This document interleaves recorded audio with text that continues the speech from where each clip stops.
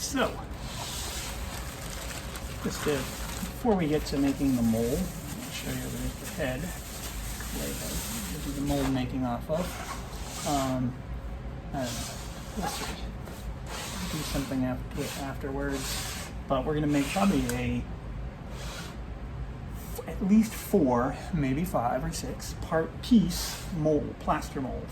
Before I do that, I just want to talk a little bit about what molds are and such. I'll cover this guy back up. We want to keep it moist. The process we're going to use is going to involve metal shims going into the clay. So we want to keep it wrapped up, keep it moist until we're ready to make a mold. But just some different things. What a piece mold is a mold that's in sections. And it's made up, we're making a plaster piece mold. So plaster is not flexible, well, not within what we would notice, anyhow. And these pieces, what they are, if this was our clay, this is actually a plaster cast out of this mold, left kind of rough too, hadn't been cleaned up or anything. But these pieces would be made, we would cast the plaster around the original, say if this was the clay, around the original clay, so that we would get sections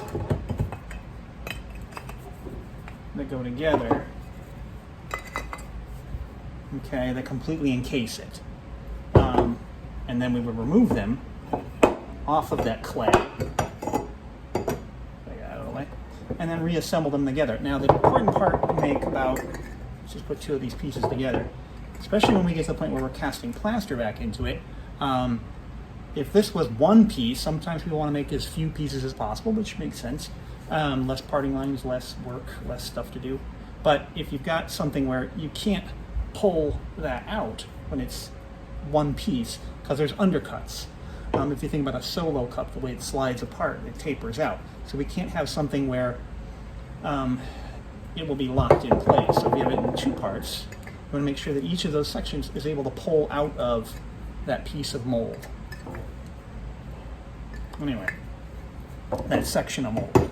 So when we put it all together, the other thing you might or might not have noticed are little notches and divots, and they're keys, giving them enough names. So these match up, because as I make the mold, I'll make keys that'll keep it from sliding back and forth and help make the alignment of the mold so it goes back together again.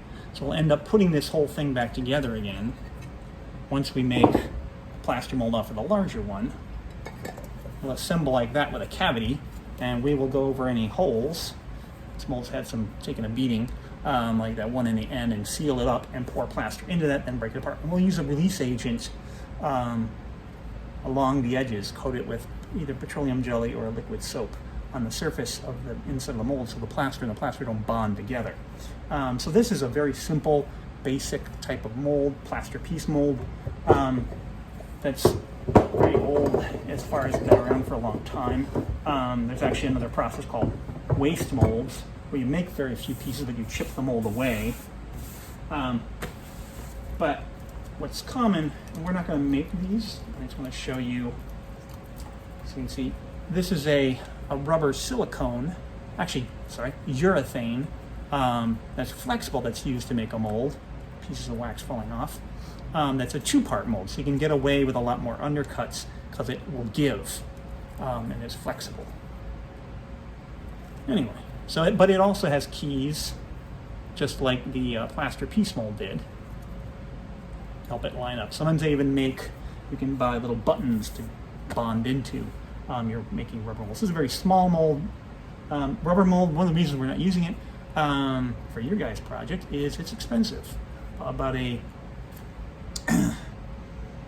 let's say a couple of pints are going to be like $40. And things can go wrong, temperature, mixing, there's a lot more to go wrong in a sense with rubber.